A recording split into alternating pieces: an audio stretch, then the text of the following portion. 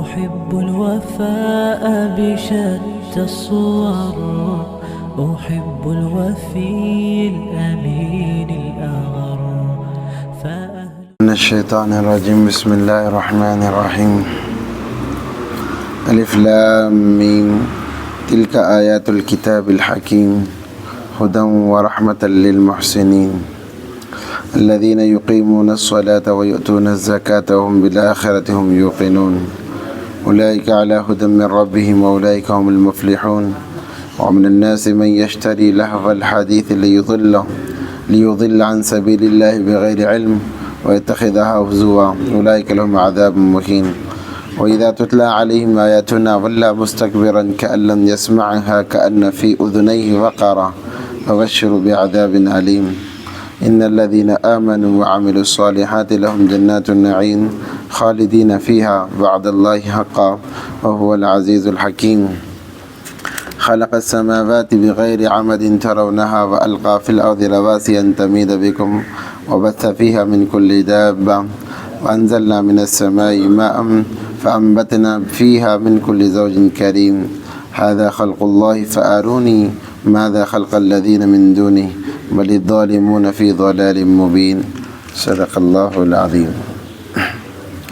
سورہ لقمان شروع ہو رہی ہے.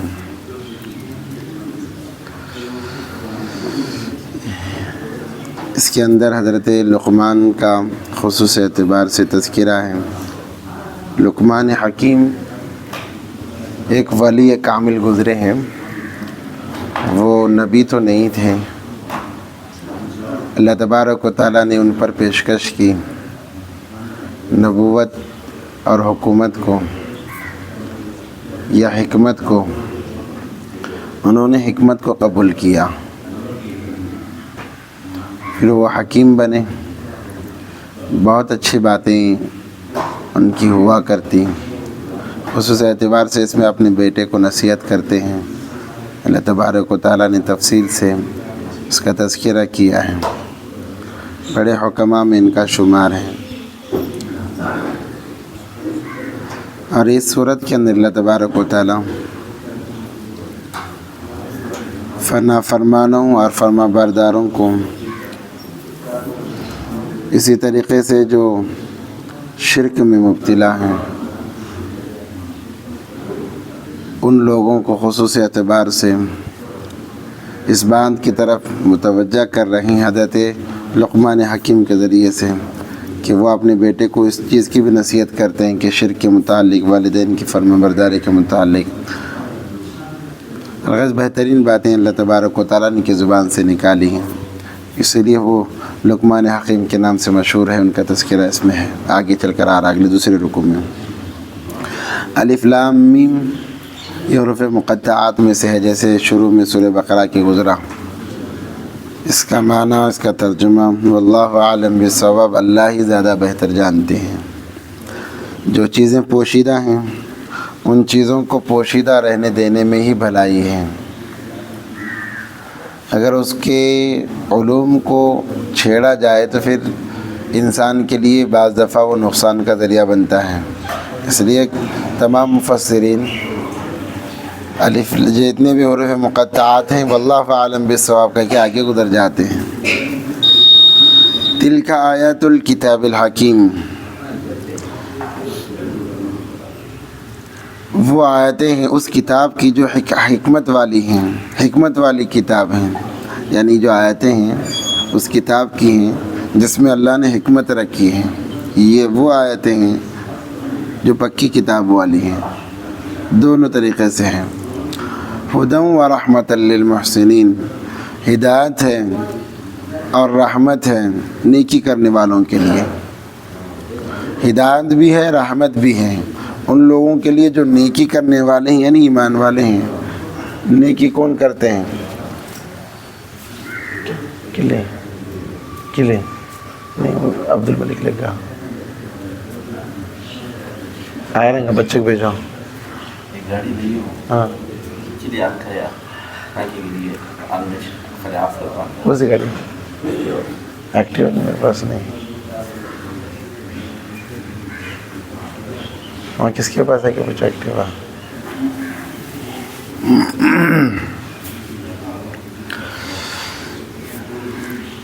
تو ہدایت ہے، رحمت ہے ان لوگوں کے لیے جو نیکی کرنے والے ہیں، یعنی اچھے لوگ ہیں، ایمان والے ہیں۔ الذین یقیمون الصلاۃ، وہ لوگ جو نماز کو قائم کرتے ہیں، ویؤتون الزکاۃ، اور زکوٰۃ کو ادا کرتے ہیں، زکوٰۃ دیتے ہیں، وہم بالآخرۃ ہم یوقنون، اور جو آخرت پر یقین رکھتے ہیں۔ ہدایت ہے، رحمت ہے، ایک تو محسنین کے لیے یعنی نیکی کرنے والوں کے لیے، اور ان لوگوں کے لیے بھی جو نماز قائم کرتے ہیں، پنجگانہ نمازوں کو ادا کرتے ہیں، زکوٰۃ ادا کرتے ہیں، اور آخرت کی تمام چیزوں پر یقین رکھتے ہیں۔ یہاں پر بھی اللہ تبارک و تعالیٰ نے قرآن میں جہاں پر بھی نماز کا تذکرہ آیا، اللہ نے زکوٰۃ کو ساتھ میں جوڑا ہے۔ لا صلاۃ لہ، اس کی نماز نہیں ہے جو زکوٰۃ نہیں ادا کرتا، جو زکوٰۃ نہیں ادا کرتا اس کی نماز بھی نہیں ہے۔ تو ان تمام لوگوں کے لیے کتاب کیا ہے؟ رحمت ہے، برکت ہے۔ اولئک علی ھدی من ربہم، یہی وہ لوگ ہیں جو اپنے رب کی طرف سے ہدایت پر ہیں۔ واولئک ھم المفلحون، اور یہی لوگ مراد کو پہنچنے والے کامیاب ہیں۔ یعنی اوپر جن کا تذکرہ ہو رہا ہے، نماز پڑھنے والے، زکوٰۃ ادا کرنے والے، آخرت کی باتوں پر یقین رکھنے والے، کیونکہ جو بندہ نماز پڑھتا ہے، زکوٰۃ ادا کرتا ہے، آخرت کی باتوں پر یقین رکھتا ہے، تو پھر اس کے گمراہ ہونے کا کوئی چانس ہی نہیں ہے، تو پھر وہ نیک بن کر ہی زندگی گزارے گا، کیونکہ نماز برائی سے روکتی ہے، زکوٰۃ سے تکبر ختم ہو جاتا ہے، مال پاک ہو جاتا ہے، اور آخرت کی وجہ سے انسان کے اندر ڈر اور خوف پیدا ہو جاتا ہے۔ تو پھر یہی لوگ ہیں مراد کو پہنچنے والے، اپنے رب کی طرف سے، یعنی کامیابی کو پہنچنے والے ہیں۔ اولئک ھم المفلحون، یہی کامیاب لوگ ہیں۔ ومن الناس من یشتری لہو الحدیث، اور لوگوں میں سے وہ لوگ جو بیکار چیزوں کو خریدتے ہیں، بیکار چیزوں کیا کرتے ہیں؟ خریدتے ہیں۔ لہو الحدیث لیضل عن سبیل اللہ، تاکہ بھٹک جائیں اللہ کے راستے سے، بغیر علم کے، بے علم کے بھٹک جائیں، بیکار چیزوں کو خریدتے ہیں۔ وَيَتَّخِذَهَا هُزُوًا، اور اس کا مذاق اڑاتے ہیں، کہ جب کہا جاتا ہے کہ بیکار چیزیں نہ خریدو، اس میں تمہارے لیے نقصان ہے، تو اس کا مذاق اڑاتے ہیں۔ أُولَئِكَ لَهُمْ عَذَابٌ مُهِينٌ، یہی وہ لوگ ہیں جو سخت عذاب یعنی ذلت والے عذاب میں ہوں گے۔ یہاں پر مفسرین اکرام فرماتے ہیں لہو الحدیثی، کہ بیکار چیزوں کا خریدنا، میں اشتری لہو الحدیث، بیکار چیزوں کے خریدنے میں آج کی تمام بیکار چیزیں آ جاتی ہیں، آج کی بھی تمام بیکار چیزیں، جیسے ٹی وی خرید رہا ہے اور اسے آگے بڑھ کر اور اس کے اندر جتنی کوالٹیز ہیں وہ خرید رہا ہے، تاکہ آنکھوں کو سکون ملے، کانوں کو گانے سننے کے آلات خرید رہا ہے۔ یہ سارے چیزیں اگر کوئی انسان اس وقت میں موبائل اس لیے خریدتا ہے کہ ویڈیوز دیکھنا ہے، گانے سننا ہے، تو وہ خریدنا بھی حرام ہے۔ اس لیے خرید رہا ہے کہ میری ضرورت ہوگی، بات چیت ہوگی، کچھ اس کے ذریعے سے مجھے معلومات اور سہولتیں ہوں گی، تو پھر اس کی گنجائش ہے۔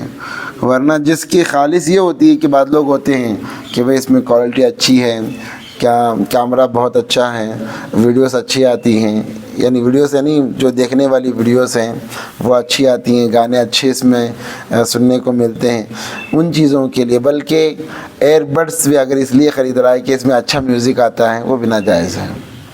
یہ تمام چیزیں لہو الحدیث میں شامل ہو جاتی ہیں، بیکار چیزوں میں شامل ہو جاتی ہیں۔ اس کا خریدنا یعنی اپنے مال کو ضائع و برباد کر دینا ہے۔ ہاں اگر دوسرے اپنی ضرورت ہو رہی ہیں کہ مجھے کام کرتے کرتے میں باندھ کر سکتا ہوں، دینی بیانات سن سکتا ہوں، تو پھر اس کی گنجائش ہے۔ مگر اس لیے کیونکہ اکثر اسی لیے خریدتے ہیں، موبائل اچھا اس لیے خریدتے ہیں کہ بھائی اس میں اچھا نظر آتا ہے، اس میں ڈارک پن نہیں رہتا، چہرے اچھے نظر آتے ہیں، ویڈیوز دیکھنے میں مزہ آتا ہے، پھر گیم کھیلنے میں مزہ آتا ہے، اسی لیے تو خریدا جاتا ہے۔ جائز نہیں ہے، سارے پیسے بیکار ہیں۔ ایئر بڈس خریدے جاتے ہیں، اچھا میوزک میں آواز آتا ہے، یہ ساری چیزیں ناجائز ہیں۔ یا پھر یہ کھائے پھر اس سے زیادہ اور مزید خرید لیے، یہ تمام چیزیں بیکار چیزوں میں شامل ہیں۔ لہو الحدیث اسی کو کہا گیا۔ یہ تمام چیزیں اس لیے، اور بغیر علم نہیں ہے، علم نہیں ہے۔ اگر علم ہوتا تو ان پیسوں کو اللہ کے راستے میں خرچ کرتے ہیں، اپنی آخرت سنوارتے ہیں۔ علم نہیں ہے تو پھر دنیا پر لگا رہے ہیں جو ختم ہونے والی ہے، اور اس کا مذاق بھی اڑایا جا رہا ہے۔ یہی لوگ ذلت والے عذاب میں ہوں گے۔ وَإِذَا تُتْلَىٰ عَلَيْهِ آيَاتُنَا وَلَّىٰ مُسْتَكْبِرًا كَأَن لَّمْ يَسْمَعْهَا، اور جب تلاوت کی جاتی ہے، سنائی جاتی ہے ہماری آیتوں کو، ہماری نشانیوں کو، واللہ مستکبرن، پیٹ پھیر دیتے ہیں تکبر کی وجہ سے، کأن لم یسمع، جیسے سنائی نہیں ہے، کأن فی اذنیہ وقرا، گویا کہ ان کے کان بہرے ہیں۔ جب بات کی جاتی ہے تو بعض لوگ ایسے ہوتے ہیں جو ایسا پیٹ پھیر کر چلتے ہیں گویا انہوں نے سنا ہی نہیں ہے، دیکھا ہی نہیں ہے، تکبر کے اندر، گھمنڈ کے اندر۔ یہ کیا ہمیں سمجھائیں گے؟ ہمیں سب کچھ معلوم ہے۔ یہ کیا ہمیں سمجھائیں گے؟ ہمیں سب کچھ معلوم ہے، منہ پھیر لیتے ہیں۔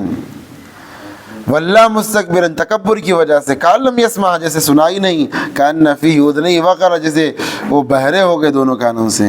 فبشرہ بعذاب علیم، قرآن کہتا ہے خوشخبری سنا دو انہیں، بشارت سنا دو انہیں۔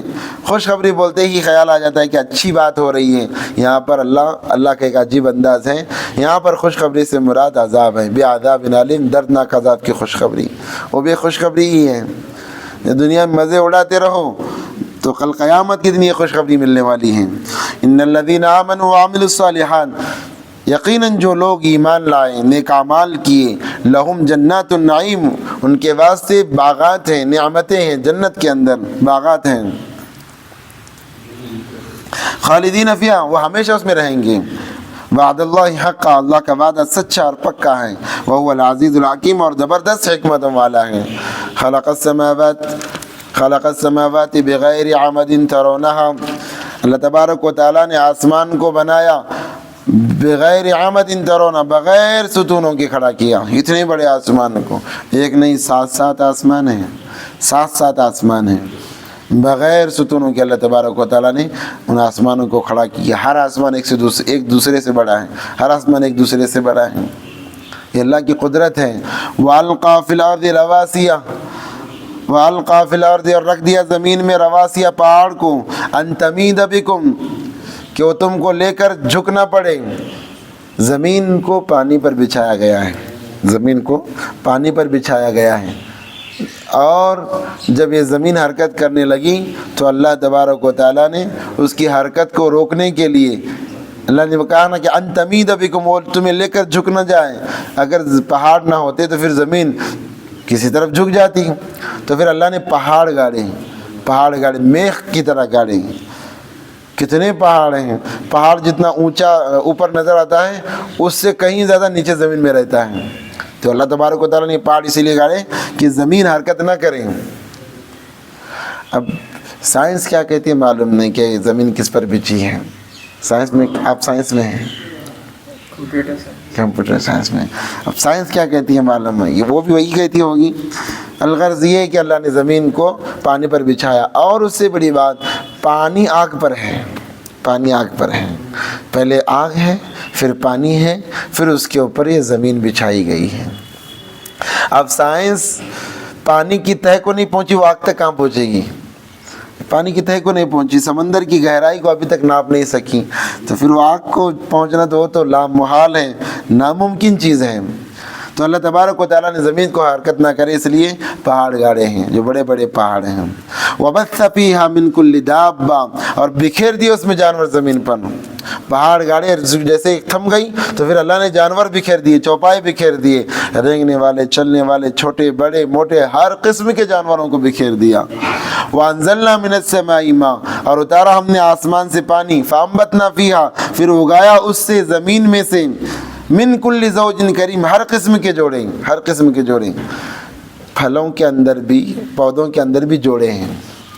اسی لیے کہتے ہیں کہ ہر چیز میں جوڑے ہیں، ہر چیز میں، صرف انسانوں جناتوں میں نہیں، ہر چیز میں بھی، درختوں میں بھی جوڑا ہے، پھلوں میں بھی جوڑا ہے، ہر چیز میں جوڑے ہیں۔ اسی لیے ہماری طرف کیا کرتے ہیں، جب کوئی کسی درخت پر پھل نہیں آتا، یعنی آم کا، اکثر جب اس پر آم نہیں آتے ہیں تو ایک سال دیکھتے ہیں، دوسرے سال اس کو کیا کرتے ہیں، جس درخت پر زیادہ آم رہتے ہیں اس کی ٹہنی توڑ کر اس درخت کو ہلکا سا کہیں سے کاٹ کر اس میں لگا دیتے ہیں، پٹی باندھ دیتے ہیں، جس کی وجہ سے دوسرے سال سے اس میں پھل دینا شروع ہو جاتے ہیں۔